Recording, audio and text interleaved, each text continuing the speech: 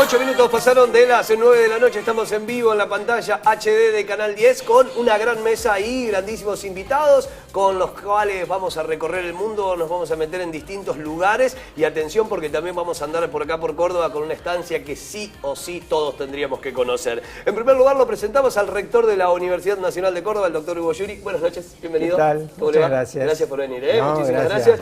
Ya nos anticipaba recién algunos detalles de los viajes y de los lugares que vamos a recorrer, destinos poco habituales para el turismo, lo cual hace turismo. Claro, Bueno, lo cual hace interesante toda esta noche que vamos a vivir. Bueno, gracias por venir. Bueno, lo anticipaba también la Vale, hoy está con nosotros luego de haber pasado 2 años en Suecia viviendo el Bebu Girolami con nosotros. ¿Qué haces? ¿Qué tal? Buenas noches para toda la mesa. Gracias, Encantado de estar acá. 2 añitos en Suecia, la experiencia. Estuve 1 año y medio en Suecia y 1 año en Brasil. Así que bueno, vamos a hablar Así que mucho polos también. bastante distintos. Más todo lo que se viaja durante el año, Sí. más todo lo que se recorre, ¿no? Totalmente. Kilómetros y kilómetros. Y es muchos. así.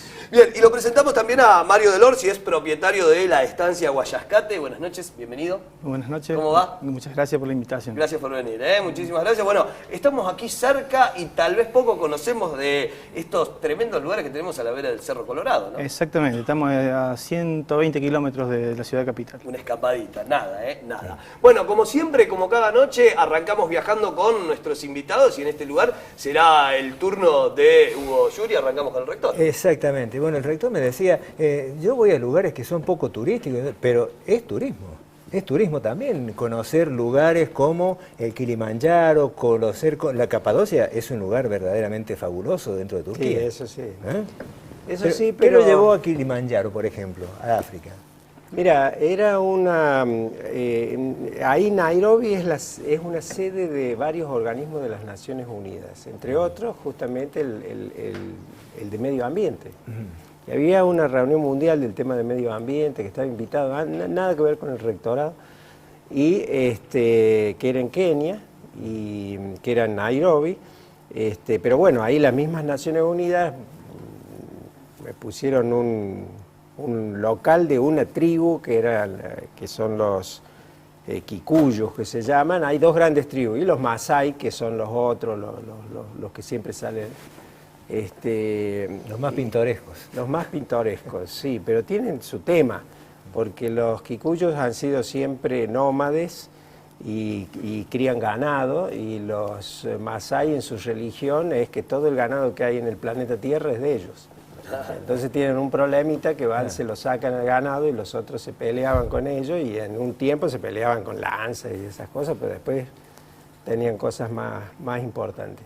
Y entonces tienen su territorio, los Masái no existen en la frontera, tienen justo, el Kilimanjaro está ya del lado de Tanzania ahora, y esto está en el lado de Kenia, pero los parques nacionales ocupan los 2 espacios, pero los nativos no existe la frontera, así que se mueven cuando viene la sequía en Kenia, se mueven para el lado de Tanzania, que es más cerca del Kilimanjaro, y bueno, nosotros lo encontramos uno caminando, hablando, digamos, con el chofer nuestro en su lengua, y nos explicaba toda su cultura, como que tenía él, le decía mi esposa que falleció, le dice, vas a verle a tu mamá, y se reían, o sea, en la traducción él tenía 6 esposas, no iba a verle a la mamá, porque de acuerdo a la cantidad de ganado que tienen, es la cantidad de esposas que pueden tener, y hacen sus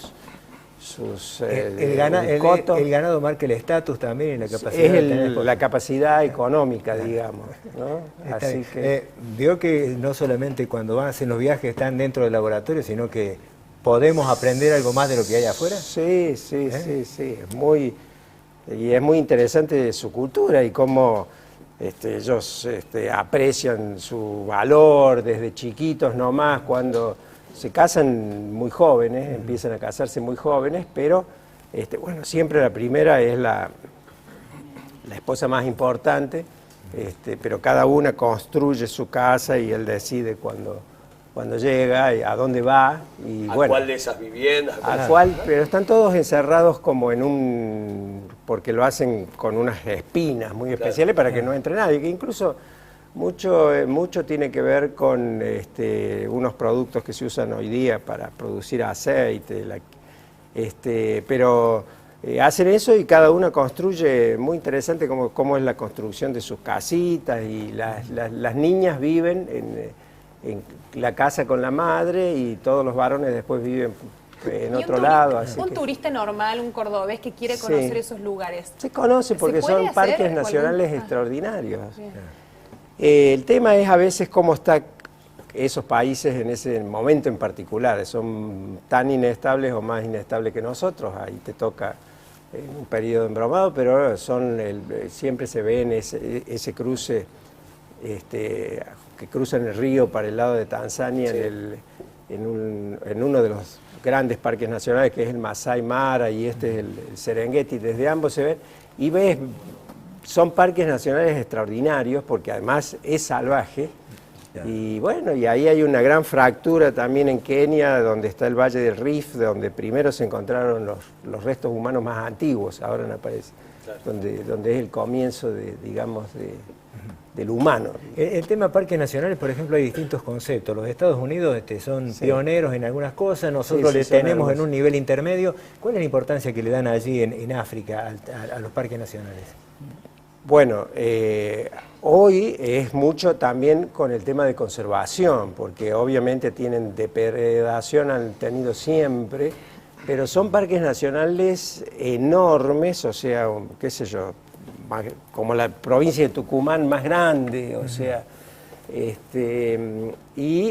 absolutamente natural y salvaje, y hay que tener mucho cuidado, porque A ver, un salvaje, ¿en león serio? que te pasa, de un zarpazo te arranca la puerta del auto o de la camioneta, entonces tienen que ser esos cosos blindados Bien. que no íbamos nosotros. Y no bajarte como el japonés ese que se bajó Sí. en ese mismo parque poco después que vinimos nosotros, porque te comen. Claro, Claro, sí, claro. esto no es el parque que se No. veía por ahí en Sudáfrica, donde No, vos no. pasás al ladito del león No, y demás. no, Digo, esto es no, no, salvaje, no, salvaje. estos son países Bueno, el poco Serengeti es desarrollados. considerado uno de los más peligrosos del mundo. creo. O sea, Efectivamente. que Si tenés que tener, ese es el que está mejor para ir a ver también el Kilimanjaro, todo, que no es ir a verlo, o sea, lo ves desde el parque, esa nieve. Claro. Esa nieve antes era eterna y ahora en el verano no hay poquita nieve. tiene deshielo. Cuando yo estuve estaba bien hasta abajo. Claro. Si bien nos sorprende todo, ¿no? De hecho nos sorprende el hecho de que todavía vivan en tribus y que se conserve sí. todo lo originario y todo. ¿Qué fue lo que más lo sorprendió por ahí? Que para lo que no iba preparado o no se esperaba encontrar. No, son esas cuestiones culturales. Él, por ejemplo, heredó la esposa de su hermano que se murió. Heredó. Claro. Se tiene que hacer cargo y se Queda transforma dentro en de su ámbito esposa. familiar, digamos, claro. Y después que él era de esta otra tribu y para ir ahí, pero él tenía justamente por su esposa algunos parientes que eran Masai, entonces lo dejaban a él y él era una de las personas que podía, no es que digamos que no actúe la justicia, por supuesto que actúa. Y también él me contaba que no se pudo casar por muchísimo tiempo porque él no tenía bienes y él era católico, pero el cura no lo casaba porque la cultura de ellos es hasta que vos no tenés esto no te podés casar, así que vivía con la mujer, pero no lo casaba el cura y era un problema familiar hasta que tuviera algo. Y era una persona educada que hablaba muy bien, trabajaba para Naciones Unidas, pero así. Y después unas camionetas que se suben por las veredas, por ahí se subían por las veredas y había una que tenía unos carteles de Maradona y música adentro. Claro, el símbolo nuestro. Lo sacamos de ahí y nos metemos un poco en Capadocia. Sí, Es eso es verdaderamente una cosa extraordinaria. increíble. Uno mira las Sí. imágenes que habitualmente se proyectan por televisión y no da la sensación de la magnitud que tienen No, esas sí. construcciones. Sí, porque uno ve y la construcción externa que está hecha por la naturaleza es extraordinaria ya, ¿no? Y bueno, a veces se visitan en globo, pero es un material en donde uno puede cavar con relativa facilidad sin que se le venga abajo y tiene iglesias bizantinas enteras adentro de la montaña. Vos lo único que ves es un pequeño agujero que vos tienes que entrar y una vez que entras adentro tenés unas iglesias pintadas con pinturas Una nave extraordinarias. gigantesca. Y mucha gente que vive todavía en unas casas que vos ves como la puerta, pero en realidad es una cueva. Incluso te llevan ahí a una especie de nightclub enorme, qué sé yo, que es adentro de una de las cuevas. Y hay ciudades subterráneas de varios pisos para abajo, pero que podían vivir miles de personas. Claro. Y que acumulaban alimentos y que tenían unas piedras bolas enormes para tapar las entradas, porque por ahí pasaban las hordas, los mongoles. Había que refugiarse o Se refugiarse. refugiaban y después tenían unas salidas secretas, pero te hablo de miles de personas. Y bajar, hay que bajar varios pisos para abajo. ¿Eso se hace como excursión, digamos? Si Sí, se sí, puede sí, lo contratar como podés. excursión? Todo el mundo va en Turquía, va a Estambul, que es bueno, y todos van a la parte antigua, pero Estambul es muy grande, la parte asiática es otra cosa, el Bósforo yendo hacia el mar, las islas, es hermoso.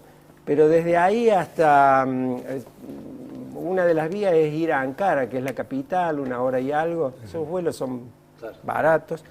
No hay mucho en Ankara, solo el museo Hitita, y de ahí era Ataturk, que bueno, obviamente Ataturk cierra las religiones y entonces todo es como los hititas.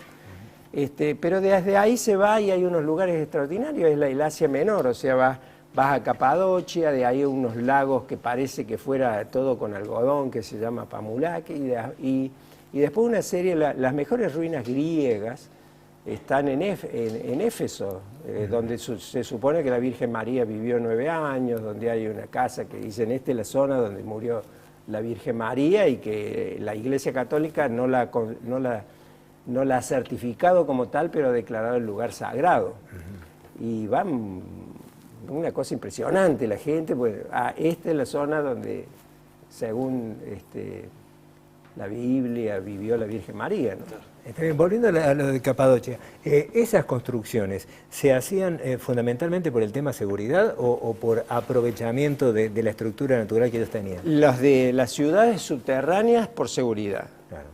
Pero la otra es porque se acostumbraba, en vez de construir con bloques, la casa la cavaban adentro de la montaña, que no es que sea greda nada más y que se te viene abajo, porque como digo, ahí son iglesias. Si ustedes han visto algunas fotos, no lo he traído, una iglesia bizantina, era de la época de Bizancio, o sea, cuando Istambul era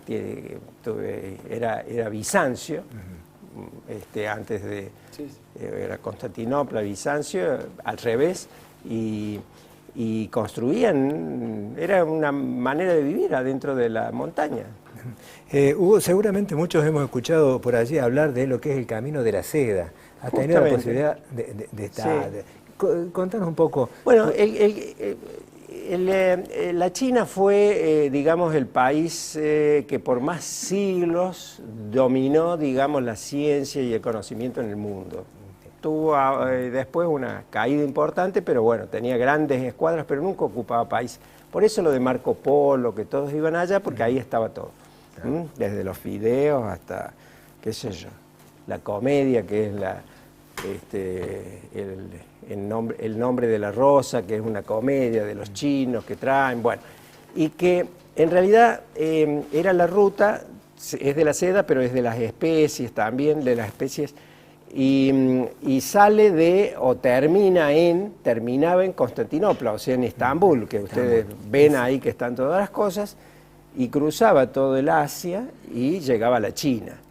Y a la salida, justamente, en Asia Menor, está el Camino de la Seda y había no recuerdo cuántos kilómetros, pero era lo que los camellos pueden hacer en 6 u 8 horas. Había una especie de hotel de personas y camellos, de ahí viene esa forma así que tienen, es una aguja, y ese dicho de que era más difícil que un rico vaya al cielo a que un camello pase por el ojo de una aguja, pero no era de una aguja de la que conocemos nosotros, sino que tenía que entrar para ahí. Y es un camino de miles de kilómetros.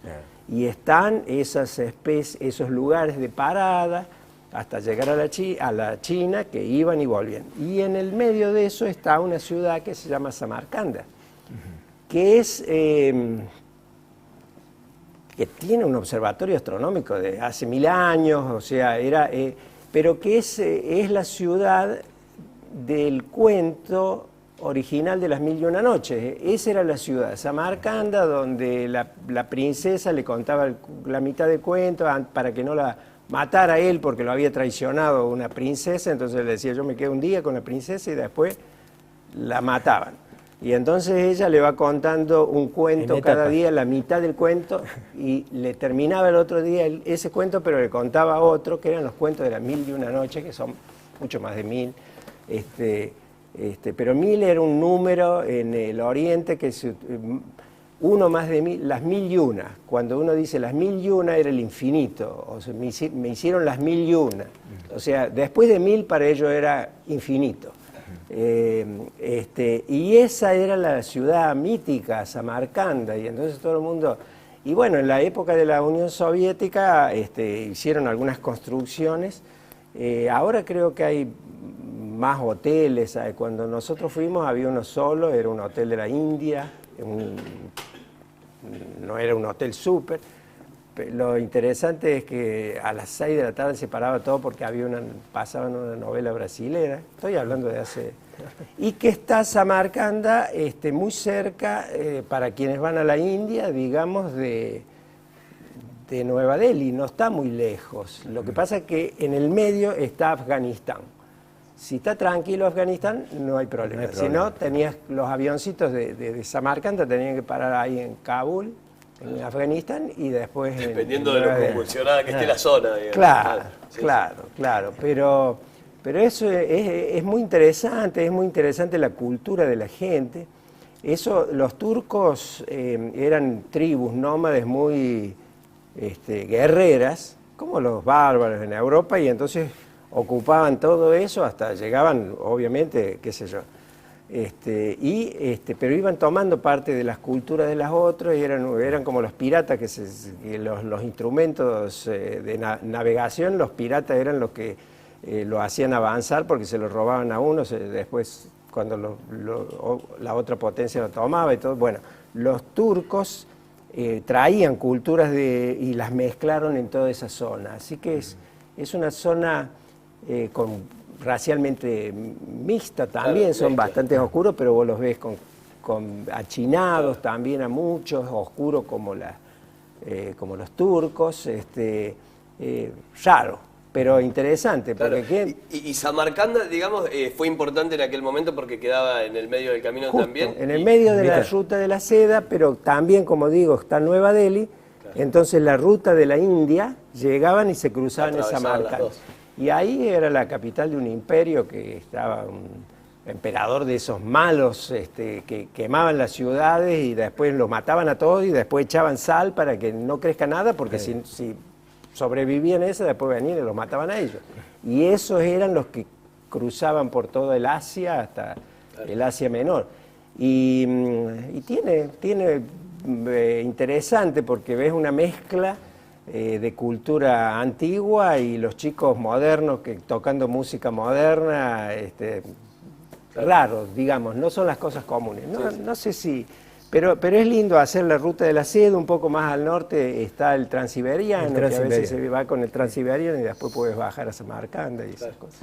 Lo saquemos un poco a Hugo, que nos haga todas estas explicaciones y nos cuente qué destino de playa le gusta, Rector. Bueno, le gusta más, a mí me gusta el Caribe, alguna cosa así, pero a mí me gustan muchas ciudades, más que pueblos, digamos. Cuando fue a Cuba no estuvo mucho en Varadero, sino que estuvo en un lugar con mucha historia. No, Cuba he estado muchas veces, incluso yo he trabajado en Cuba hace muchos años.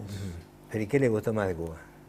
De Cuba me gusta La Habana y sí, obviamente me gusta la playa de Varadero, pero me gusta La Habana y me quedé con ganas porque a mí me habían invitado a conocer las provincias, lo que llaman ellos las provincias interiores, o sea, Santa Clara, donde estaba, claro, pero además de donde partía la revolución. Yo conocía a mucha gente, lo conocía a Fidel mucho también.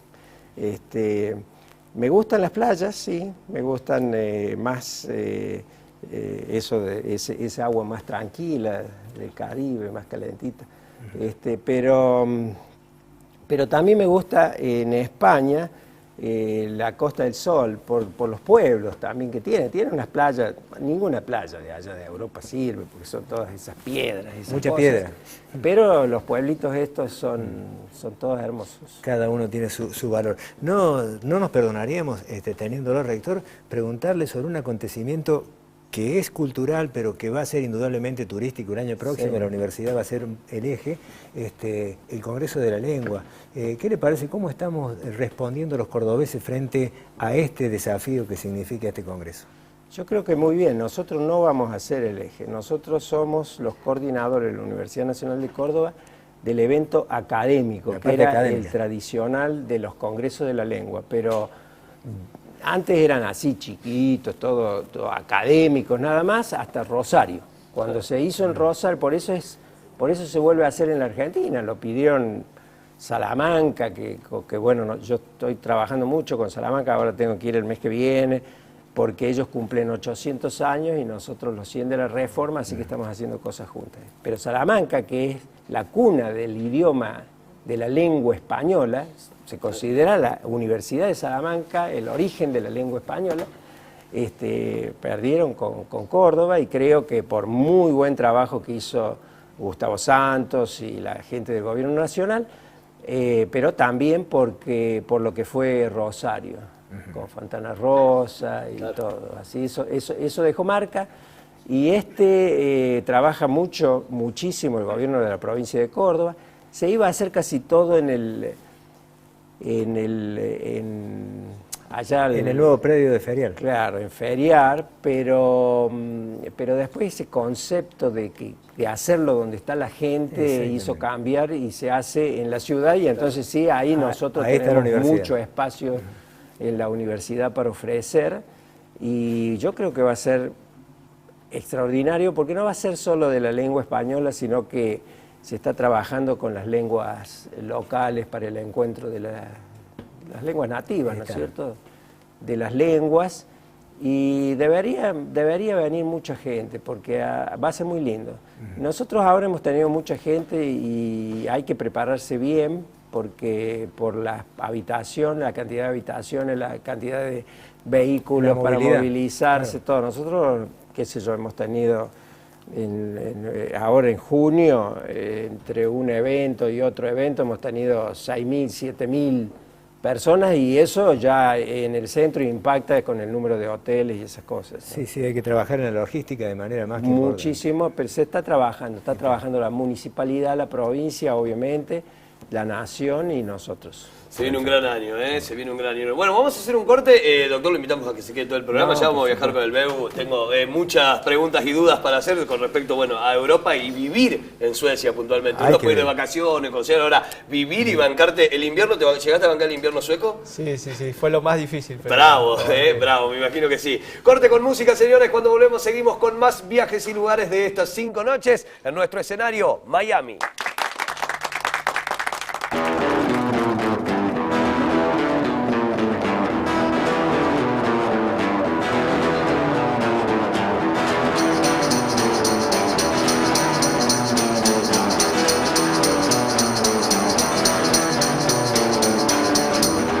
Alguna vez vas a tener que transpirar.